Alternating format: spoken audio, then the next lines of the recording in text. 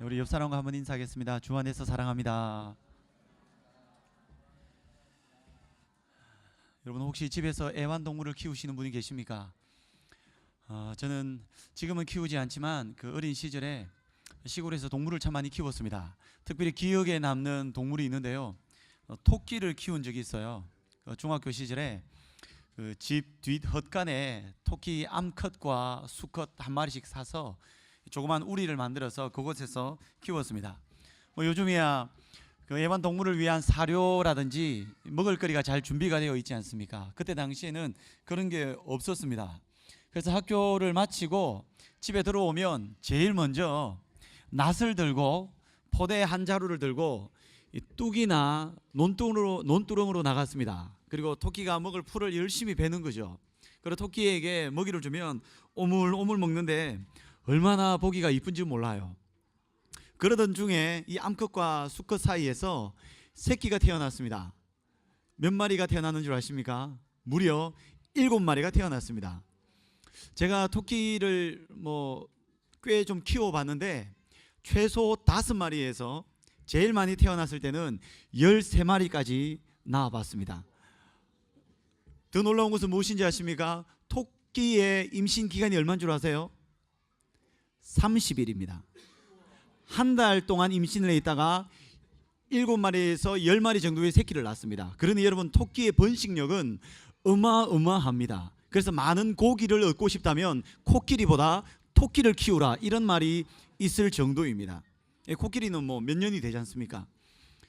이렇게 번식력이 좋은 토끼를 키우고 제가 또 지극정성으로 먹이다 보니까 한 1년 정도가 지나니까 그냥 조그만 우리를 만들어서 키우던 정도를 넘어서서 이제 집 옆에다가 대형 우리를 만들어 방목하게 되었습니다. 근데 여러분 중요한 것은 이 먹이를 누가 먹입니까? 제가 먹여야 되잖아요. 중학교 시절인데 낫 들고 논두렁에 가서 이 풀을 베어서 먹였는데 한 1년 정도 지나니까 고민이 되더라고요. 학업을 그만두고 토끼 사업에 뛰어들어야 하나 아니면 이 토끼를 처분해야 하나. 어머니가 불호령을 내렸습니다. 당장 토끼 다 처분해. 그래서 토끼를 다 처분하기로 결단했습니다. 근데 여러분 애완동물 키워보신 분들 정이 들면 참 떼기 힘들잖아요. 그래서 특별히 제가 돈 주고 샀던 초기의 그 토끼들을 이 박스에 넣어서 얘들은 팔아먹을 수 없고 잡아먹을 수 없기 때문에 산으로 데리고 갔지요. 산으로 데리고 가서 토끼와 작별 인사를 하고 눈물을 머금고 산에 풀어주었습니다. 그러면 토끼가 산으로 막 뛰어갈 줄 알았어요. 근데 산에 풀어줬는데 그 자리에 폴짝 앉더니 가만히 앉아 있는 거예요. 가만히. 좀 이상하다고 생각했습니다. 근데 갑자기 제 머릿속에 생각이 났죠. 이 토끼는 태어나서 한 번도 뛰어본 적이 없어요. 왜요? 우리 속에서만 살았거든요. 산에 가서 뛸 줄을 몰라요. 그러니 그 토끼를 산에 풀어줄 수 없어서 다시 가지고 왔죠. 그리고는 토끼를 전부 다 팔았습니다. 어미 토끼는 한 마리에 5,000원, 새끼는 3,000원. 한 100여 마리의 토끼였기 때문에 돈을 많이 벌었겠죠. 농담이 아니라니까요. 그래서 제가 토끼 사업을 하려고 했다니까요. 중학교 때. 그때 제가 진로를 바꿨으면 목사가 안 됐겠죠. 아마 거부가 되었을 겁니다. 그리고 많이 번 수익금을 가지고 통닭을 사 먹었습니다. 근데 여러분 토끼 입장에서 저는 좋은 목자일까요? 좋은 목자가 아닐까요? 좋은 목자일 수 없습니다. 토끼를 팔았습니다. 그리고 그 돈으로 수익을 올렸고 통닭을 사 먹었죠. 좋은 목자는 아니었습니다. 제가 이런 말씀을 드리는 이유가 있습니다. 오늘 우리가 읽은 시편 23편에서 다윗은 하나님을 목자라고 표현합니다. 그리고 우리는 양떼라고 말씀합니다. 성경에서는 하나님을 목자라고 표현하는 표현이 꽤 많이 있습니다. 그리고 하나님의 백성들을 양이라고 하는데 성경에 200번 이상 우리 사람들을 향하여 양이라고 표현합니다.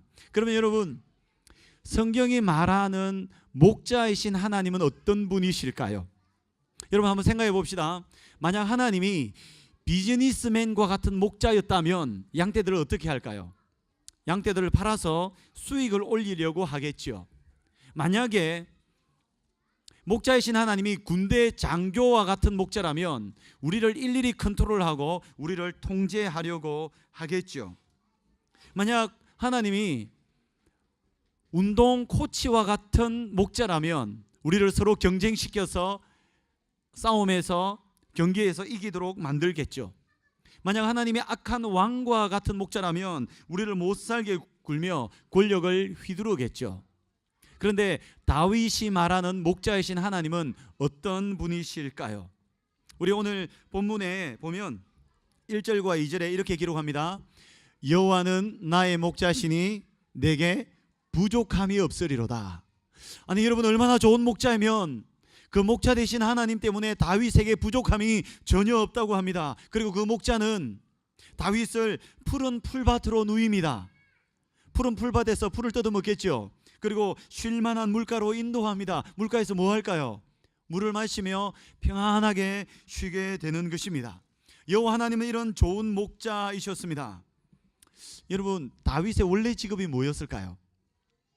목동입니다. 양을 치는 목동이었습니다. 그래서 다윗은 하나님을 목자이며 자신을 양으로 말씀하고 있는데 누구보다도 목자의 역할이 무엇이고 양이 어떤 존재인지 잘 알고 있는 사람이 바로 다윗입니다. 지금 이 23편 시를 노래할 때 다윗은 직업이 뭘까요? 이스라엘의 대왕이었습니다.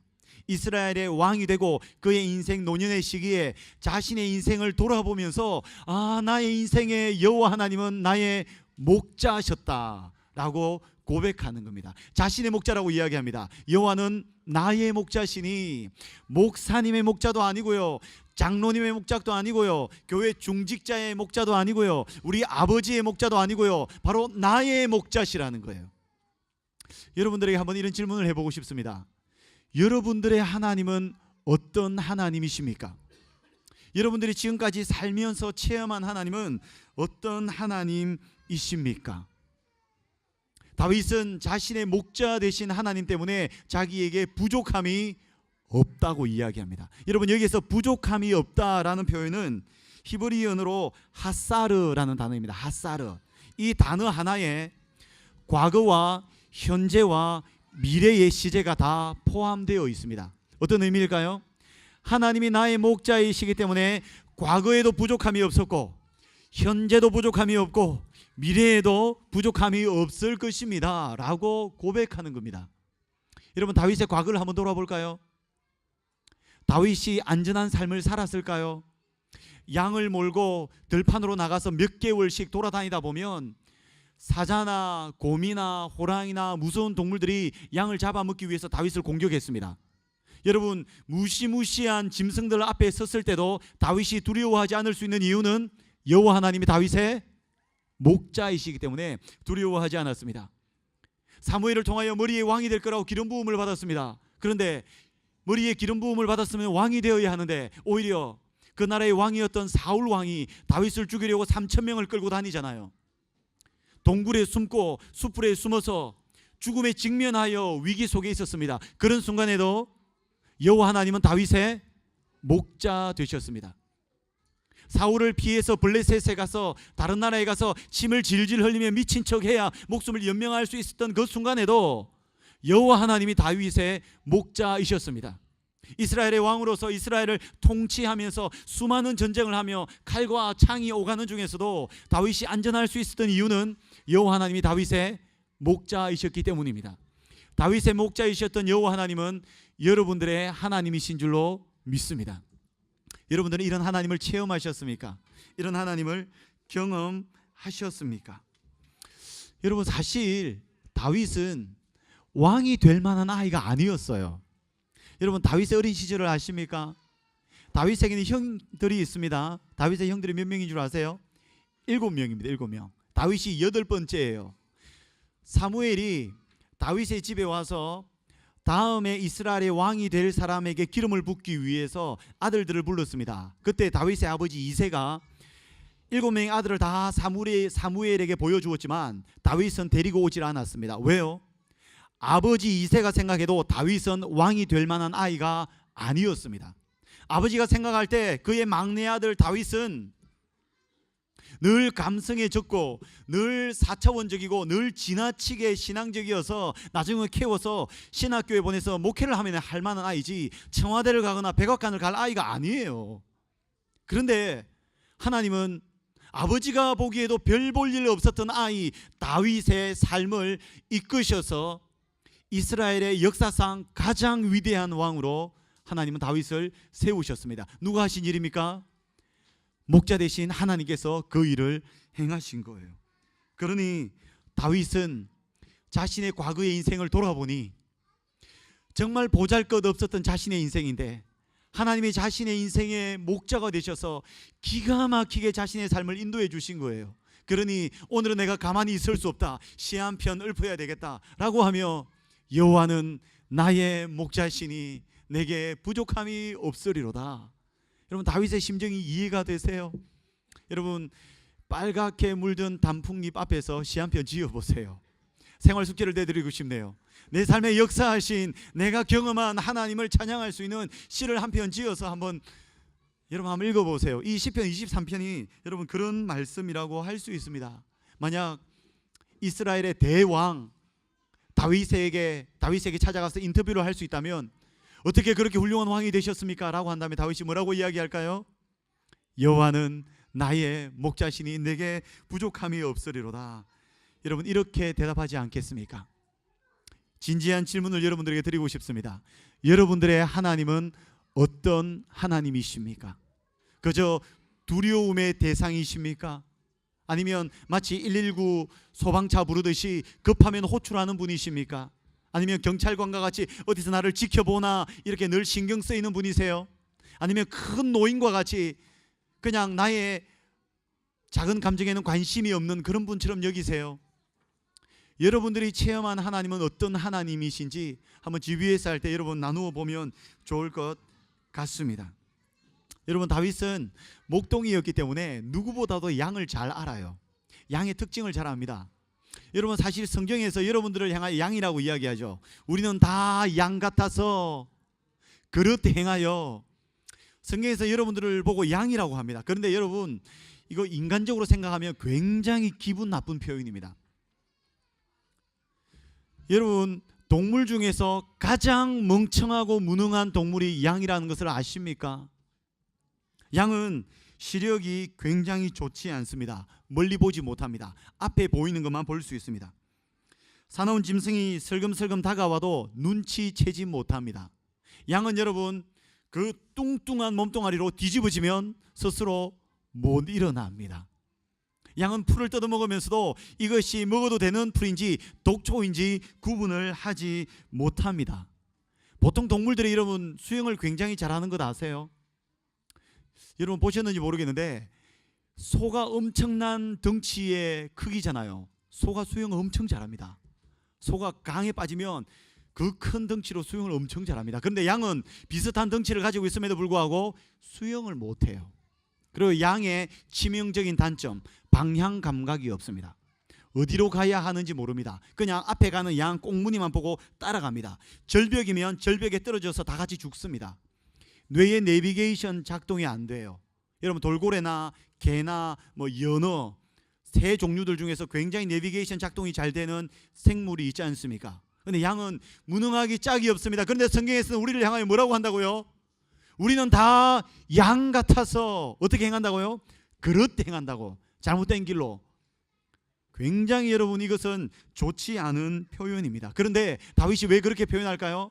자신의 인생을 돌아보니 양과 다를 바가 없는 거죠. 내가 좀 똑똑하다고 교만해봐야 전지하신 하나님, 전능하신 하나님의 견주어 자신의 인생을 바라보니 장담할 수가 없는 거죠. 내가 실력이 좀 있는 것 같은데 당장 내일 일을 장담을 못하겠어요. 누가 아파도 그 건강의 문제를 해결해 주지 못하겠어요.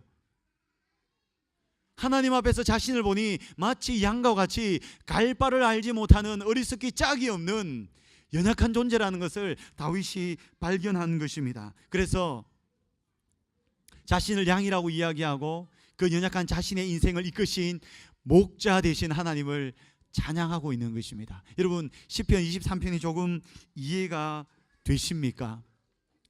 다윗의 삶을 여러분 하나하나 살펴보면 인생이 끝났다라고 할 만한 순간들이 여러 번 있었습니다.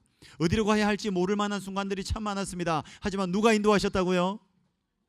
여호와는 나의 목자시니 내게 부족함이 없으리로다. 그러면서 여러분 갑자기 4절로 넘어가면서 이런 말씀이 있습니다. 내가 사망의 음침한 골짜기로 다닐지라도, 다윗이 이제 고백합니다. 제가 사망의 음침한 골짜기를 다녔던 순간이 있습니다. 사망의 음침한 골짜기, 여러분 한 단어 하나 보세요. 사망의 음침한 골짜기, 온통 어둠뿐이에요. 앞도 보이지 않습니다. 뒤도 보이지 않습니다. 좌도 보이지 않고 우도 보이지 않고 아무것도 보이지 않는 칠흑같이 어두운 밤과 같은 인생의 순간이 우리에게 있다는 거예요. 다윗이 사울을 피해 동굴에 숨었을 때에, 수많은 짐승들의 위협을 당할 때에, 칼을 차고 블레셋과 전쟁을 하러 나갈 때에 아무것도 보이지 않는 인생이 끝장난 것 같은 사망의 음침한 골짜기에 직면하는 순간이 있다는 거죠. 그런데 이런 사망의 음침한 골짜기를 다닐 때에도 다윗이 해를 당할 것을 두려워하지 않습니다. 왜냐하면요, 주께서 나와 함께 하시기 때문입니다. 여러분, 우리 성경에는 표현되어 있지 않는데 영어 성경에 보면 이렇게 기록되어 있습니다. 내가 사망의 음침한 골짜기로 다닐지라도 해를 두려워하지 않습니다. 왜냐하면, because라고 하는 접속사가 있습니다. because, 왜냐하면 주님이 나와 함께 하시거든요. 제가 사망의 음침한 골짜기에 있어도 저는 괜찮아요. 왜요? 주님이 함께 하시거든요. 여러분, 우리는 희망찬 내일을 소망하지만 사실 내일은 희망차기가 쉽지 않습니다. 왜 그런 줄 아십니까? 점점 나이가 들어가잖아요. 그럴수록 우리는 건강에 어려움을 당할 수밖에 없습니다. 우리 부모님은 점점 노쇠해져 가면서 언젠가 부모님이 이 세상을 떠나는 것을 우리는 지켜봐야 합니다. 여러분 다 느끼시죠? 나이가 들어갈수록, 세월이 지날수록 세상살이가 만만치 않다는 거. 타락한 이 세상에 있다 보니 어려움에 직면하는 것은 피할 수 없는 우리의 운명입니다. 여러분, 일하는 거 힘드시죠? 힘들 수밖에 없어요. 왜요? 아담이 타락해서 우리는 땀을 흘리며 일을 하도록 살 운명에 처했습니다. 그런데 어찌 안 힘들어요? 그냥 힘든 정도가 아니라 사망의 음침한 골짜기가 우리에게 엄습해오는 순간이 있다니까요. 그런데 그 순간에도 우리가 해를 당할 것, 공격당할 것을 두려워하지 않을 이유가 있습니다. 왜냐하면 because 주님이 나와 함께 하시기 때문이죠. 그래서 여러분, 진짜 지금 중요한 게 뭔 줄 아세요? 여러분들의 사망의 음침한 골짜기에 있는 게 중요한 게 아니에요. 그보다 더 중요한 것은 지금 이 순간에 내가 주님과 동행하고 있는가, 주님이 나와 함께 하고 있는가. 주님이 함께 하시면 여러분 그 어떤 것도 두려울 것이 없습니다. 여러분, 사망의 음침한 골짜기라는 단어가 히브리 원어로 보면 짤마베트입니다. 짤마베트. 영어로 번역하면 이렇습니다. The shadow of the death. 죽음의 그림자입니다. 자, 여러분 잘 보세요. 죽음 자체가 아니에요. 그 골짜기는 죽음 자체가 아니에요. 그림자라는 거예요. 여러분, 개의 그림자에 물려 보셨습니까? 칼의 그림자에 베여 보셨습니까? 트럭의 그림자에 치여서 다쳐 보셨습니까? 아무리 그림자가 위협적이라 할지라도 그림자는 그림자이지 실체가 아니라는 거예요. 사망의 음침한 골짜기에 드리워져 있는 죽음의 그림자는 우리를 위협하고 우리를 공격하지만 그것은 실체에 우리를 해치지 못합니다. 왜요? 주님이 함께 계시기 때문입니다. 여러분, 이 말씀이 얼마나 힘이 되는 줄 아십니까? 제가 앞으로 좀 더 기회가 되면 제 삶에 대한 간증도 나누겠지만, 여러분, 아무것도 보이지 않는 순간이 있습니다. 그런 시간들 여러분 지나오셨을 수도 있고, 어쩌면 지금 여러분들 그 터널과 같은 골짜기를 지나고 있을 수도 있습니다. 미래의 그 순간을 우리는 직면할 수도 있습니다. 그러나 가장 중요한 것은 그 순간에도 여러분 두려워하지 마세요. 놀라지 마세요. 좌로도 우로도 치우치지 마세요. 아무것도 보이지 않는 순간 여러분들이 붙들 유일한 것은 예수님 한 분이신 줄로 믿습니다. 그분이 여러분과 동행하면 반드시 승리할 줄로 믿습니다. 여러분, 너무나도 힘이 되는 말씀이 아닙니까? 그러면서 여러분, 이제 5절부터는 갑자기 비유가 바뀌죠. 하나님을 이제 목자가 아니라 텐트를 차려놓고 텐트를 관리하는 주인으로 묘사합니다. 여러분, 그 구약 시대에 양을 치는 목동이 양을 데리고 나가서 들판에 나가면 몇 개월씩 돌아다니면서 유목 생활을 합니다. 그리고 잠시 텐트로 돌아옵니다. 그때 다윗이 유목 생활을 하다가 텐트로 돌아왔는데 그 텐트의 주인이 하나님이세요. 그리고 이 하나님이 다윗을 바라보면서 상을 차려주시고, 먹을 것이 풍성한 상을 차려주시고 머리에 기름이 넘치도록 채워주십니다. 풍성하게 하나님께서 다윗에게 은혜를 베풀어 주신다는 거예요. 그러면서 다윗이 6절에서 그렇게 고백하죠. 내 평생에 선하심과 인자하심이 반드시 나를 따르리니. 내 평생에 주님의 선하심과 인자하심이 나를 따른다는 거예요. 여러분, 다윗이 말한 내 평생이 언제입니까? 지금 이스라엘의 대왕으로서 잘 먹고 잘 살 때입니까? 그때도 해당되겠지만 목동 생활할 때에, 사울에게 쫓길 때에, 지난 모든 인생을 어떻게 살아왔던지 간에 그 모든 인생에 주님의 선하심과 인자하심이 다윗과 함께 했다는 거예요. 그러면서 다윗이 고백하죠. 내가 여호와의 집에 영원히 살리로다. 하나님 나라에서 영원토록 주님과 살 것을 소망하면서 여러분 이 시를 짓고 있는 것입니다. 여러분, 사실 이 말씀은 주님께서 저에게 언제 주셨냐면, 저희 가정은 지금 아들이 10살 된 아들이 있습니다. 10살 된 아들이 있는데 그 이전에 하나님께서 10살 이전에 아들을 주신 적이 있어요. 제가 이 서울의 다른 지역은 아무도 몰라요. 제가 서울에 잘 와본 적이 없어요. 근데 제가 서울에 유일하게 아는 서울은 서울 삼성병원이에요.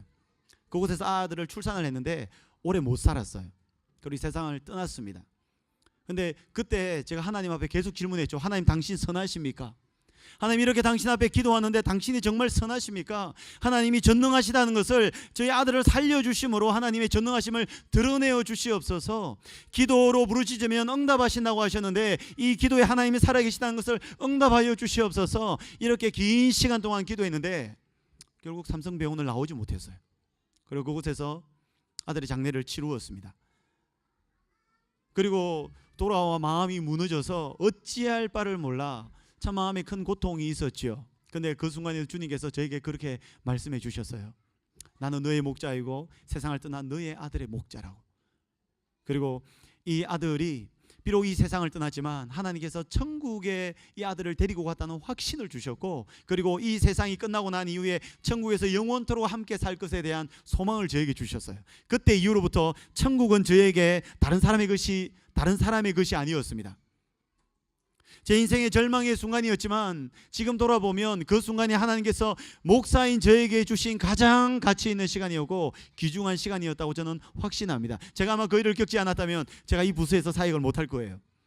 사랑하는 자녀의 건강에 어려움을 겪는 분들의 마음을 이해하지 못할 거예요. 사랑하는 가족을 먼저 이 세상에서 떠나보낸 분의 마음을 이해하지 못할 거예요. 하나님께서 얼마나 우리를 사랑하셨으면 자신의 아들을 십자가에 못 박아 죽일 정도로 우리를 사랑하셨는지 그분의 사랑의 깊이를 체험하지 못했겠죠. 하지만 하나님은 합력하여 선을 이루시는 분으로서 목자 되신 하나님은 제 삶을 온전하게 이끄셨고 여러분들의 삶도 그렇게 이끌어 나가실 줄로 믿습니다. 여러분, 목자 되신 하나님을 믿으시죠? 하나님의 선하심을 믿으시죠? 제가 좋아하는 영어 표현이 있습니다. 제가 한번 하면 여러분 따라해 주시면 좋을 것 같아요. 제가 God is good 이라고 하면 여러분들은 all the time, 제가 all the time 하면 여러분들은 God is good 이렇게 해주시면 좋을 것 같아요. 큰 소리로 한번 해주세요. 하겠습니다. God is good all the time. 하나님은 모든 시간에 선하신 줄로 믿습니다.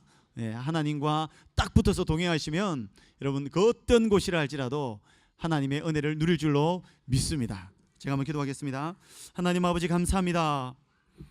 이스라엘의 대왕으로서 자신의 인생을 돌아보며 참으로 나의 별 볼 일 없는 인생 하나님께서 이끄셨다라고 고백하는 다윗의 고백과 같이 우리도 여호와 하나님을 나의 목자로 삼고 이 땅을 살아갈 수 있도록 은혜를 허락하여 주시옵소서. 때로는 사망이 음침한 골짜기를 지날 때가 있습니다. 때로는 푸른 초장을 거닐 때가 있습니다. 쉴만한 물가로 지날 때가 있습니다. 하나님, 우리가 지나는 인생의 여정이 어디에 있더라도 늘 하나님과 동행하며 주님의 은혜를 충만히 누릴 수 있도록 주여 역사하여 주시옵소서.